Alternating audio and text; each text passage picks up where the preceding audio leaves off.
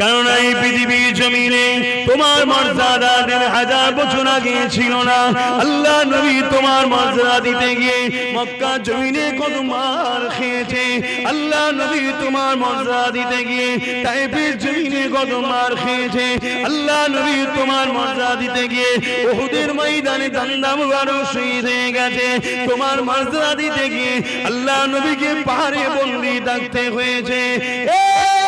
সমাজেরা, আমার মায়েরা, বোনেরা, বেটিরা, ইচ্ছা মতো খেয়াল মতো কাজ করো না গো। আল্লাহ নবী জানিয়ে দিয়েছে আদ-দাইয়ুসু লা ইয়াদখুলুল জান্নাহ, দাইয়ুস কোনদিন জান্নাতে যাবে না। মা হিসাবে ভালোবাসি, বোন হিসাবে ভালোবাসি, মেয়ে হিসাবে ভালোবাসি, সন্তান ভাই ছেলে হিসাবে বলে দিয়ে যা। আল্লাহ নবী জানিয়ে দিলে জান্নাতের দরজায় লেখা আছে আদ-দাইয়ুসু লা ইয়াদখুলুল জান্নাহ, দাইয়ুস কোনদিন জান্নাতে যাবে না। দাইয়ুসটাকে আল্লাহ নবী জানিয়ে দিলে যে নারী নাকি পরপুরুষের সামনে বিপর্দা হয়ে প্রকাশ হয়, যে নারী নাকি পরপুরুষের সঙ্গে পার্সোনাল গোপনে কথা বলে, যে নারী নাকি পরপুরুষের সামনে নিজের সৌন্দর্যকে প্রকাশ করার জন্য নরম সুরে মিষ্টি কথা বলে, যাতে পুরুষটা আমার উপরে অ্যাট্রাকশন করে, অন্তরের খবর তো আল্লাহ জানে। এ আমার আম্মা বোনেরা, ভাই হয়ে ছেলে হয়ে বলে দিয়ে যায় একসাথে জান্নাতে থাকবো, তাই বুঝিয়ে দিয়ে যায় এই দুনিয়ার মানুষ তোমাকে জাহান্নামের রাস্তায় ঢুকাবার জন্য 1000, 2000, 10,000, 20,000 প্রয়োজন হয় দেবে, কিন্তু তুমি জাহান্নামের খোরাক হয়ে যাও। কিন্তু একবার মনে রেখে দাও, তোমার আমার নবী হযরত মুহাম্মদ রাসূলুল্লাহ তোমার আমার জন্য কত কষ্ট করেছে। এমন কোনো কাজ করো না যাতে আমার নবী নারাজ হয়ে যায়। আমার আম্মারা, তোমার আমার সংসারে অভাব থাকতে পারে, কিন্তু ওই রকম অভাব নয় যে অভাবটা আল্লাহ নবী কলিজা টুকরি বেটি ফাতিমা সংসারে ছিল। কেমন সংসার ছিল? 3 দিন রোজা রেখেছে, ইফতারি করবে, সেহরি করবে, কোনো খাবার ছিল না, শুধু পানি দিয়ে ইফতার আর সেহরি করেছে।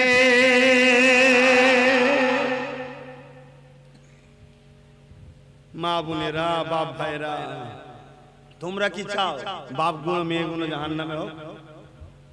ভাই গুলো চাও তোমাদের মা গুলো জাহান্নামে যাক, বউ গুলো জাহান্নামে যাক? চাও? যদি না চাও তো বুঝাও না কেন, পর্দা করতে হবে। দুনিয়া চাইবে উলঙ্গ করতে, অর্থাৎ দুনিয়ায় শয়তানের যারা, ইবলিস শয়তানের অনুসারী যারা, তারা চাইবে উলঙ্গ করতে। বলবে এই মুল্লাদের কথা শুনিনি, ও সব আনকালচার, ওরা কিছু বোঝে নাকি বলবে। 2 দিন পরে তারাই আবার আমাদের সামনে এসে বলবে বন্ধ করো, পর্দা ছাড়া ওর নেই। 2 দিন পর তারা আবার বলবে। এই যুবকরা, আমার রজ খারাপ হচ্ছে।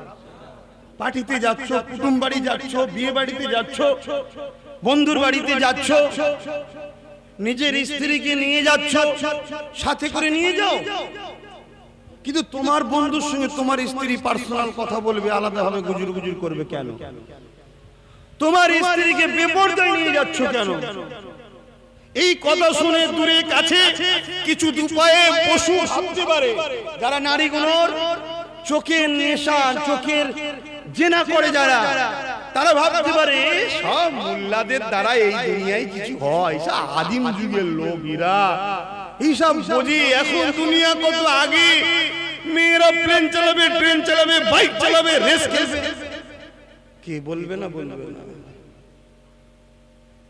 মা বাপেরা ইসলাম কোন জায়গায় বাধা দেয়নি, শুধু 2টো জিনিস বলেছে, তুমি দামি জিনিস চোরের পাশে থেকো না, চুরি হয়ে যাবে, আর নিজেকে ঢেকে রাখো, তোমার দামি সম্পদ যেন কোনো লোভ লালসার লোক যেন দেখতে না পেয়ে যায়, তাহলে কিন্তু চক্রান্ত চালাবে, চুরি করা। বুঝছেন? আমি একা বলে গেলে হবে? বছরে 1বার 2বার এসে আপনাদেরও তো একটু বুঝাতে হবে। আমরাই তো তাদেরকে মডার্ন করছি, চলো মিছিলে যেতে হবে, মিটিংয়ে যেতে হবে, আমি যাব, তুমি যাব, 1000 1000 2000 সংসারে বাড়বে। কি আমরাই তো করছি? বেজার হচ্ছেন? তুমি দুনিয়াদারিটা ছাড়ো না, একটু দুনিয়াদারিটা একটু ছাড়ো। আরে মুসলমান ছেলে মেয়েরা, তরুণেরা, সমাজে একটা প্রবাদ বাক্য আছে, লোভে পাপ, পাপে মৃত্যু।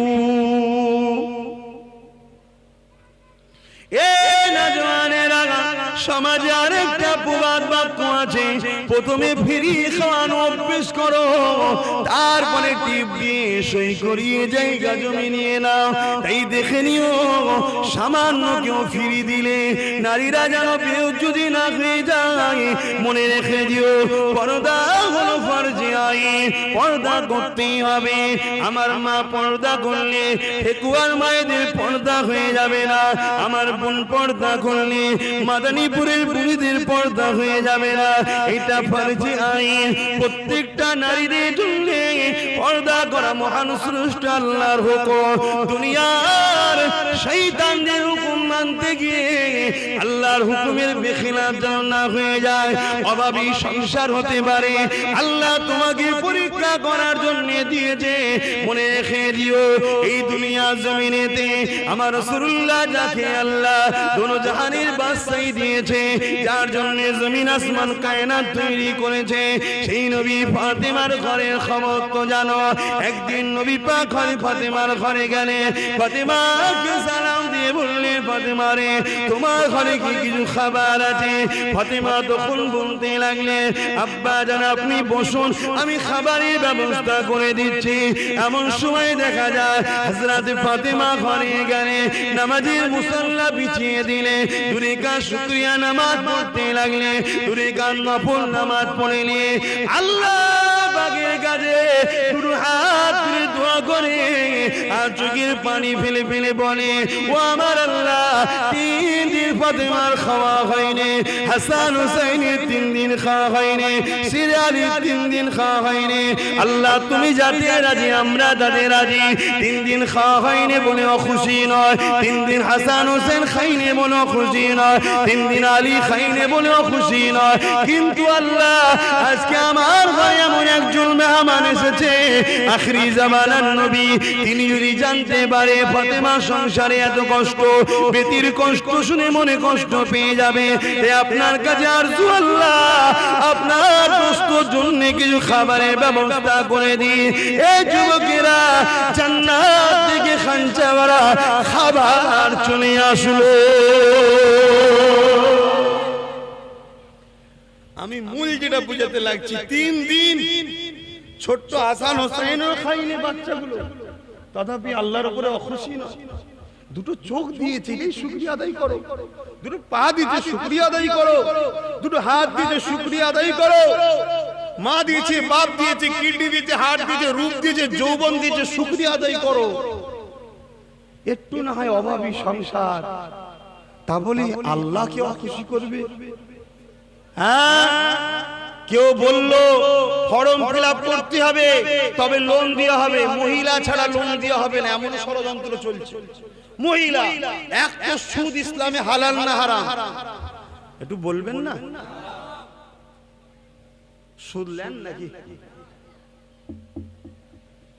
বেকার ওয়াজ করে লাভ নেই, বেরিয়ে মনে হচ্ছে কষ্ট পেয়েছে। সুদের কথা বললে কষ্ট পাবে। মাঝে মাঝে ভাবি, সামান্য একটুখানি ক্ষণস্থায়ী আরামের জন্য আমরা কত বড় বিপদের রাস্তায় যাচ্ছি বুঝতে পারছি না। সুদ হালাল না হারাম? সমাজে বড় প্ল্যান করে আমাদের ইসলামে যেটাকে হারাম সেটা ইসলামের অনুসারীদের মধ্যে ঢুকাবার জন্য একদল শয়তানের চেলারা চেষ্টা করছে না করেনি? এবার এই কথাটা যখন বলবো, শয়তানের চেলারা আমাকে রুকার চেষ্টা করবে না করবে না? করছে। কারো নাম বলেছি, কোন দলের কথা বলেছি, তারপরেও যখন দেখবেন কেউ বলবে চলবে না, জানবেন ওই সেই শয়তানের চেলা, বুঝলি? মনে মনে শুধু চিনে নেবেন আর দূরে থাকবেন, কথা বাড়াতে যাবেন না, ঝগড়াই যাবেন না। কথা বুঝছেন না? চিনে নিন শুধু। আল্লাহর নবী কত কষ্ট করেছে এই অসৎকে বন্ধ করতে গিয়ে। আজকে সুদের জন্য হাজারো হাজারো কৃষক আত্মহত্যা করে ফেলছে। যদি সুদ না থাকতো তাহলে কৃষককে আত্মহত্যা করতো? সুদ সিস্টেমটা কত জঘন্য বুঝতে পারছেন? কত জঘন্য কাজ ইসলাম হারাম করেছে। খবরদার, আজকে প্ল্যান চলছে বেশ কিছু দেশে, এমন সিস্টেম করে দিয়েছে যে নারী ছাড়া লোক সুদ দিয়ে হবে না, নারীদের যেতে হবে। লাস্টে যে ম্যানেজার সাহেবের পাশে বসে ফর্ম ফিল আপ করছে, কই গো তোমার মুখটা তোলে একটু ফটোর সঙ্গে মিলিয়ে দেখি। কথা বুঝছেন না? এরকম করে মাফ করবেন। ভাষাটা খারাপ লাগলো, কতজনের পরিবার স্বামী ছেড়ে দিয়ে পালিয়ে গেছে অন্যজনের সাথে।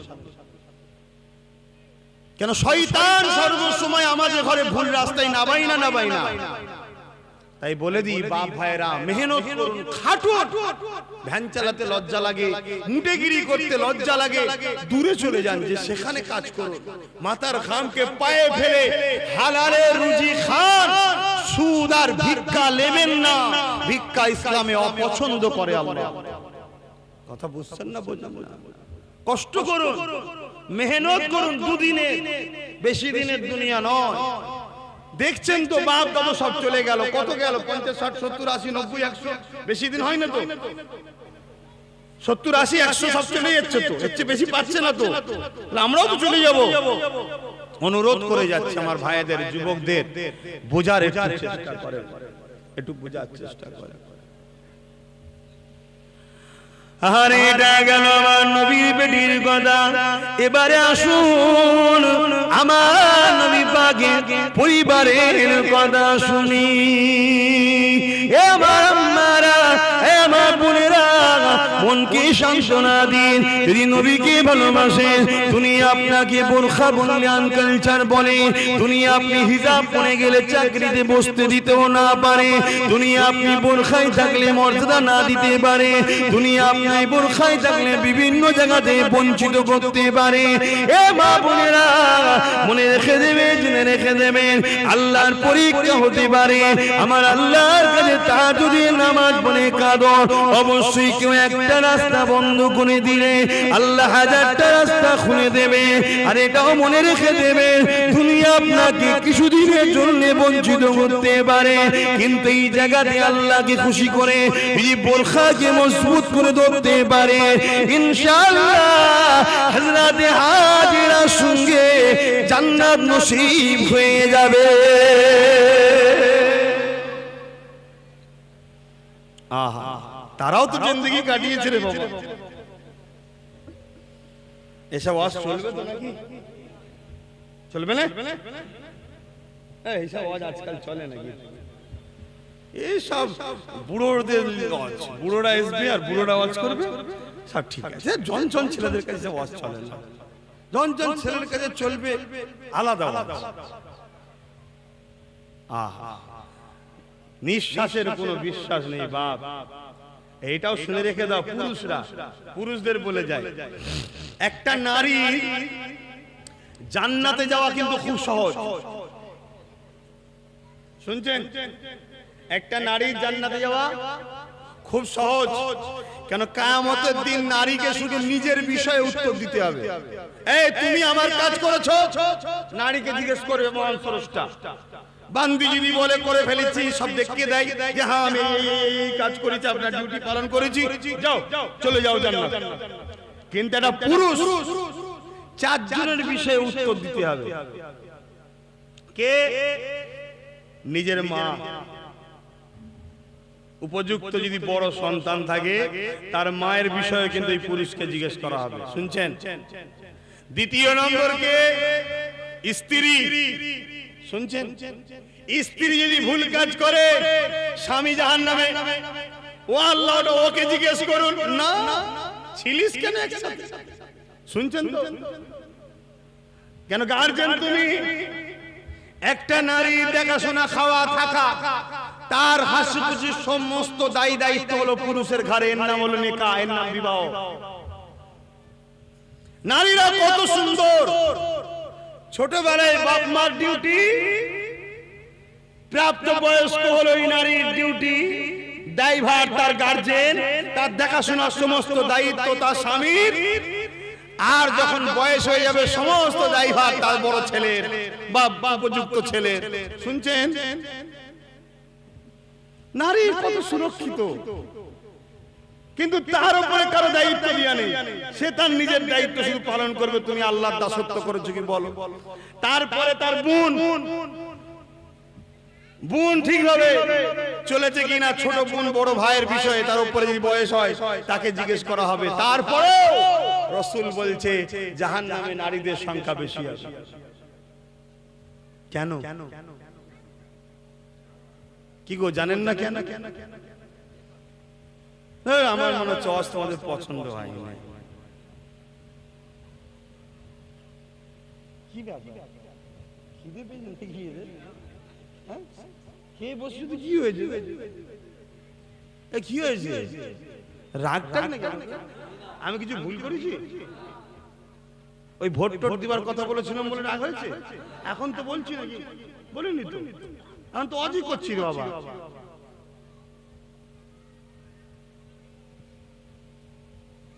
মনে কষ্ট নিলে বলুন দোয়া করতে, আর না গায়ে লেগে গেছে। যাবি কোথা বাবা? মানতে হবে, কিছু করার নেই, মানতেই হবে।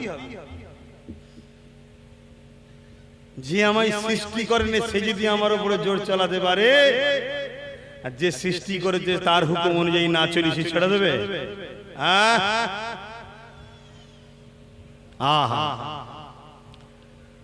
আসুন, আর বেরিয়ে লাভ নেই। আপনাদের মনে কষ্ট হচ্ছে, আমি একটু দোয়া করে দিই, কেন সময় অনেক পার হয়ে যাচ্ছে। আসুন একটু নবীর উপরে সালাত ও সালাম দিয়ে দোয়া করে বিদায় করে। কি কথা বলছিলাম তাহলে বলেন? জাহান্নামে নারীদের সংখ্যা কেন? তিনটে কারণে।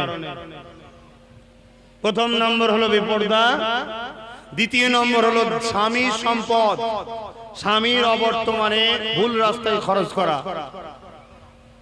সম্পদ বলে টাকা পয়সা, ছেলে, জমি জায়গা, এটাও যেমন। স্ত্রী তুমি নিজেও স্বামীর সম্পদ। কথা বুঝে আসছে না? তুমি স্বামীর ইজ্জত। আশা করছি সব বুঝতে পেরেছি। তিন নম্বর হলো বদদুয়া। স্বামীরা একটুতেই, মেয়েরা একটুতেই বদদুয়া করে, দেখবেন। বদদুয়া করে না? করে না? হ্যাঁ, বদদুয়া করে ফেলে। পুরুষরা হলো তো রাগ মিটিলে, ধরে ধুমধাম পিটিয়ে রাগ মিটিলে। মেয়েরা তো পারেনি ধরতে, মারতেও পারেনি, লাস্টে বসে বসে বদদুয়া করে। এই বদদুয়াকারীকে আল্লাহ পছন্দ করে না। এই তিনটে কারণ। এই তিনটে জিনিস যদি স্ত্রীরা মেনটেন করতে পারে, রাসূল বলছে আমি জিম্মেদার হচ্ছি ওই মেয়েকে সাথে করে জান্নাতে নিয়ে যাব। জোরে বলুন সুবহানাল্লাহ। কিন্তু একটা পুরুষের কত ডিউটি? হালাল ইনকাম করে নিজেকেও খেতে হবে, স্ত্রীকে খাওয়াতে হবে, বাচ্চাদের খাওয়াতে হবে, মা বাবাকে খাওয়াতে হবে। হালাল ইনকাম করে স্ত্রীকে থাকার জায়গা করে দিতে হবে, তার জামা কাপড় পরনা, তার বিমারের চিকিৎসা, তার সুখে দুঃখে সব দায়িত্ব নিজের ট্রিটমেন্ট করতে পারছি। রোগ হলে ডাক্তার যাওয়ার সময় নেই, এই মেহমান, এই জলসা, এই নিয়ে ব্যস্ত, আবার কাঁধে রয়েছে। কথা বুঝছেন না? কত জ্বালা। এরপরও কিন্তু আল্লাহ তাআলার ডিউটি পালন পুরুষরাই করে যাচ্ছে। তাই রাসূল বলল জান্নাতে নারীদের সংখ্যাই বেশি হবে। তা আমার মা বোনেদেরকে বলবো, এগুলো রাসূল আগে থেকে বলে গেছে বলে তো আমাদের সতর্ক হবার রাস্তা রয়েছে। রাসূল বলল তিনটে কারণ, ওই তিনটে জিনিস ছেড়ে দিলেই তোমরা বেঁচে যাই। একটা হলো স্বামী বেপরদা হবে না, দ্বিতীয় নম্বর স্বামী সম্পদ, স্বামীর সম্পদ স্বামীর অবর্তমানে কোনো জায়গায় খরচ করব না। ধন দৌলত, ছেলে পুলে, জমি জায়গা, টাকা পয়সা এবং নিজেও, ওটা আপনি স্বামীর সম্পদ। তিন নম্বর কি? বদদুয়া করব না। এই তিনটে কাজ তো সহজ রাস্তা তো, কিন্তু হাই রে কপাল, একটু সাজুগুজু না করে বাইরে বেরোলে হয়। না বাবা, এই খারাপ লাগছে, আমাকে খারাপ লাগছে না, এইসব কথা বলবো নি, থুক করি ফেরত নিচ্ছি। তবে আসুন আমার রসুলের শুধু পরিবারের একটা কথা বলবো, আমার আম্মা বোনের একটু মন দিয়ে শুনবেন, ভুল আমায় বুঝবেন না। মা বলে ডেকেছি, আপনি আমায় ছেলে বলে ভালোবাসেন তাই, বোন বলে ডেকেছি, আপনি আমাকে ভাইজান বলেন তাই। তাই দুনিয়াতেও আপনাদের জন্য লড়ছি, লড়তে গিয়ে গাল খেতে হয়েছে, দালাল বলেছে, অনেক কিছু বলেছে, আবার লড়ছি যাতে পরকালে একসাথে জান্নাতটাও যেতে পারি। জোরে বলুন সুবহানাল্লাহ। আমায় ভুল বুঝবেন না আমার আম্মা জানেরা, আমার বোনেরা, ভুল বুঝুনি। দুনিয়া তোমায় লোভ দেখিয়ে জাহান্নামে নিয়ে যাবে। কেন? ইবলিস সর্বসময় চায় মানুষকে বোকা বানাবো। আমার উপরে কিন্তু সব থেকে ইবলিসের রাগ বেশি। কেন? আমার জন্য আল্লাহ করে হাজার হাজার যুবক ছেলে নামাজ ধরেছে, হাজার হাজার বোন পর্দা করছে, নামাজ পড়ছে, ওয়াজ শোনে, কথা বুঝে আসছে। এই জন্য আমার উপর ইবলিসের খুব রাগ। আর ইবলিস তো ডাইরেক্ট আসতে পারছে না আমার কাছে, কানের মধ্যে ঝাড়বো, কথা বুঝছেন না, বোঝেন না? ওই জন্য ও মানব রূপী চালাগুলোকে আমার পিছনে লাগিয়ে দিচ্ছে। কিছুদিন আগে ওয়াজকে কেটে কিছু ছড়াচ্ছিল, দেখলেন না? ও একটা ইবলিসের চক্রান্ত, একটা চক্রান্ত। কি করে একটা ফিতনা লাগিয়ে তোকে জড়ানো যায়, কথা বুঝে আসছে? মানুষ ঘাসে মুখ দিয়ে চলে না, মানুষ একটু মুখ উপর দিকেই রাখে, তাই তো নাকি গো? তবে আপনাদেরকে বলে যাব, ঠান্ডা মাথায় কাজ করুন দেশের স্বার্থে। কেন? দেশকে ভালোবাসা কাজ সুন্নাত। জোরে বলুন নবীর সুন্নাত। জোরে বলুন সুবহানাল্লাহ। আরো খুশি বলুন আলহামদুলিল্লাহ। আমরা এমন একটা ধর্মের অনুসারী হয়েছি, আমরা যদি দেশকে ভালোবাসি তাও সওয়াব, অমুসলিম ভাইদেরকে ভালোবাসি তাও সওয়াব, হিন্দু দলিত আদিবাসীকে যদি খানা খাওয়াই তাও সওয়াব, তাদের পরনার গায়ে কাপড় দিই তাও সওয়াব, তাদেরকে উচ্চ বিপদে পড়ে চিকিৎসার জন্য টাকা দেবো তাও সওয়াব, তাদের কারো ঘর নেই টেরপল ঘরের ব্যবস্থা করে দেবো তাও সওয়াব, তাদের মেয়ের বিবাহের জন্য অর্থের প্রয়োজন দেবো তাও সওয়াব, নিজের দেশের জন্য আমরা কথা বলবো তাও সওয়াব। জোরে বলুন সুবহানাল্লাহ। আহা কত সুন্দর। নিজের স্ত্রীকে একটা কাপড় কিনে দিয়ে বলবো, এনাও এটা খুশি করে তোমায় দিলাম, তাও সওয়াব। জোরে বলুন সুবহানাল্লাহ। নিজের বাচ্চাকে কাপড় কিনে দেবো তাও সওয়াব, নিজের মেয়েকে কাপড় কিনে দেবো তাও সওয়াব। আর মা বাপকে দিলে তো সওয়াবের শেষ নেই, অনেক সওয়াব, কথা বুঝে আসছে? নিজে একটা নতুন জামা পরবো তাও সওয়াব। জোরে বলুন সুবহানাল্লাহ। কিন্তু পড়ার সময় শুধু একটু ভেবে নিতে হবে, আহা আল্লাহ দিয়েছে, ব্যাস ওইটুকুই হয়ে গেল, আর কিছু না। আল্লাহর কিছু চাইনি, বাস তুই আমাকে স্মরণটা একবার করে লে, আরে আল্লাহ দিয়েছে। আমার আল্লাহ বলছে এত খুশি হব, দিয়েও তো দিয়েছি, আবার তোর আমলনামায় নেকিও দেবো। জোরে বলুন সুবহানাল্লাহ। কিন্তু হাই রে কপাল, আমাদের ওই স্মরণ করার সময় নেই। আসেন আমাদের দিকে সময় চলে যাচ্ছে। আম্মা জান হযরত আয়েশা সিদ্দিকা রাদিয়াল্লাহু তাআলা আনহা আমার রাসূলুল্লাহকে একদিন ডাক দিলেন, ইয়া রাসূলুল্লাহ হাবিবাল্লাহ, হুজুর আপনি আমার ঘরে একটু আসুন, আমি আয়েশার বড় জরুরি দরকার আছে। আল্লাহ নবী বললেন, আয়েশা রে আমি বড় ব্যস্ত রয়েছি। আল্লাহ নবীকে বললেন, ইয়া রাসূলুল্লাহ হাবিবাল্লাহ, সামান্যটুকু একটু কথা রয়েছে। আল্লাহ নবী ভেতরে প্রবেশ করলেন হুজরা মুবারকের মধ্যে। আল্লাহ নবীকে আম্মা জান আয়েশা বলতে লাগলেন, ইয়া রাসূলুল্লাহ হাবিবাল্লাহ, হুজুর আমার পরনার কাপড় ছিঁড়ে গেছে। স্বামীকে স্ত্রী শোনাচ্ছে, আমাদের পরনার কাপড় ছিঁড়ে গেছে। আল্লাহ নবী কি বলেছিল, আয়েশা রে আল্লাহ জি আলে রাখে শুকরিয়া আদায় করো, তালি দিয়ে সেলাই করে কাপড় পরতে থাকো। আজকে বললে কেউ থাকবে তো সংসারে? হ্যাঁ আমার আম্মা বোনেরা, খবরদার, আপনার আপন হলো আপনার স্বামী, তাই তো নাকি? স্বামীর কথাটুকু বুঝবেন।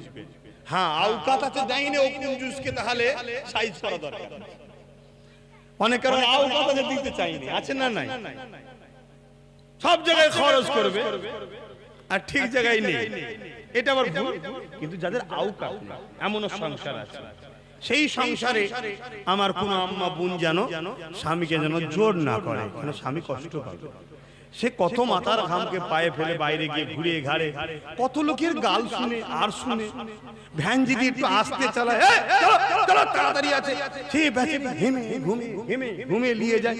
তারপরে যাওয়ার পরে দেখা যাবে আবার ছিঁড়া নোট দিচ্ছে, দাদা এটা চলবে না, জুতো দেখেছি জুতিয়ে মুখ ছুঁড়ে ফেলবো, টাকা লিবিনি তার মানে কত রকম কথা শুনে 2 পয়সা নিয়ে আসে। ঠিক না? সবার ইনকাম তো সমান নয় রে বাবা, সবার নসিবটাও তো সমান না। যারা গরিব তাদের কত কষ্ট, কিন্তু গরিবের কথা কি ভাববে? আব্বাস সিদ্দিকী যদি বা ভাবতে যায় আমার গলায় তো সবাই দড়ি দিলে ভালো হয়, কি দিচ্ছে না দেয় না, সবাই মিলে গাল দিচ্ছে, দড়ি দিয়ে টানছে, কি করব?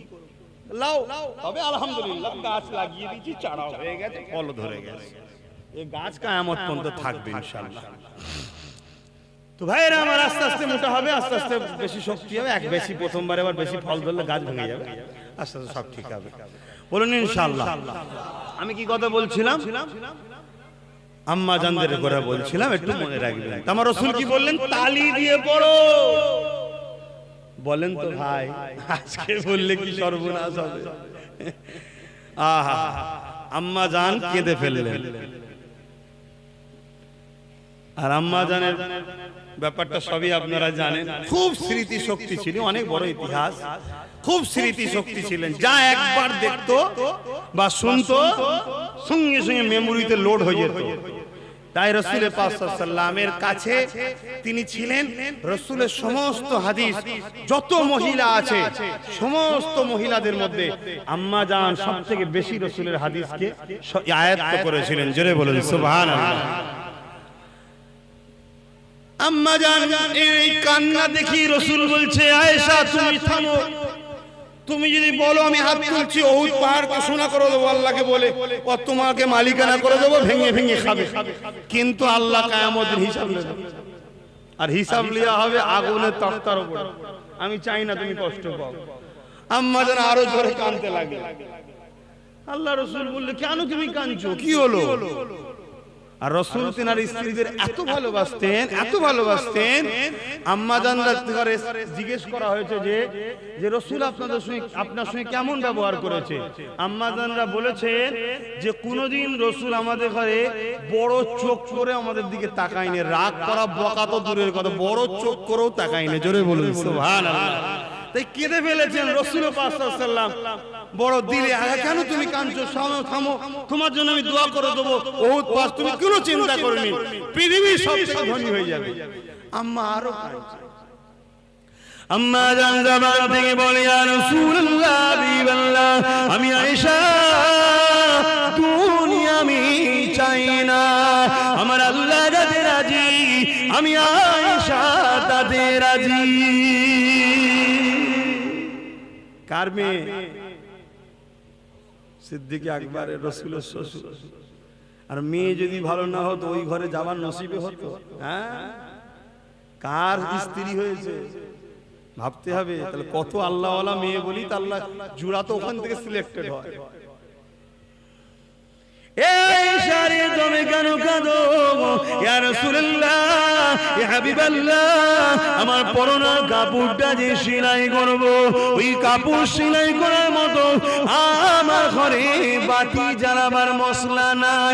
এ দুনিয়ার আম্মা বোনেরা এইরকম কোন ঘর আজকে দিনে নাই, এত অভাবী সংসার, তথাপি আম্মা বলেছে আল্লাহ যাতে রাজি, হুজুর আমি তাতে রাজি, আপনার উপরে কোনো অভিযোগ নাই।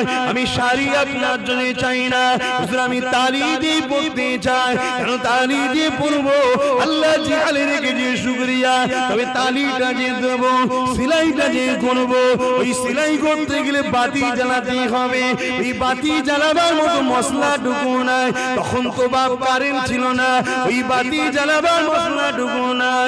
ইয়া রাসূলুল্লাহ, হাবিবাল্লাহ, হুজুর আপনাকে এই জন্য ডেকেছি, আল্লাহ আপনাকে নূর নূর নূর নবী করেছেন, আপনি আমার হুজরায় ঢুকেছেন, আপনার চেহারা থেকে আমার ঘরটা আলোয় আলোকিত হয়ে গেছে, আমি আপনার শরীরের আলোতে বসে বসে আমার শাড়িটা সেলাই করব। অর্থাৎ আমার কাপড় সেলাই করানো। তাহলে চিন্তা করুন, একদিকে রসুল নূর সেটা প্রমাণ হলো, কিন্তু আমার মূল বিষয়টা হলো কি, তাহলে তাদের কি সংসার, তথাপিও তারা আল্লাহর ফয়সালার উপর খুশি। আল্লাহ জিহালে রেখেছে।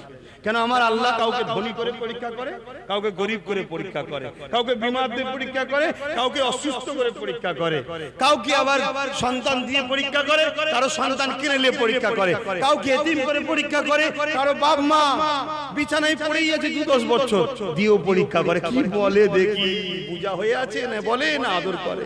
কাউকে আবার জিতিয়ে পরীক্ষা করে, কাউকে হারিয়েও পরীক্ষা করে। হেরে গেলেও শুকরিয়া আদায় করতে হবে, আল্লাহ যা করেছে ভালোর জন্য করেছে, ঠিক না বেটি? কিন্তু এতটুকু স্বীকার করতে হবে, কারো জন্য কেউ রুকে গেছে। ঠান্ডা মাথায় চিন্তা করে নেবে, কারো জন্য কেউ রুকে গেছে, কেউ না নামলে অন্য কেউ রেখে। আসুন সালাম দেবো, ইয়া নবী সালাম।